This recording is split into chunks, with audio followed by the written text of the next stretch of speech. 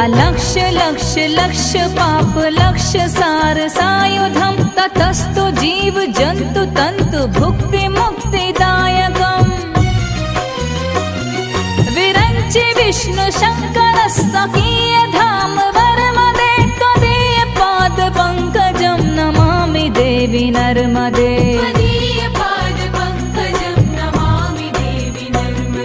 Namami Devi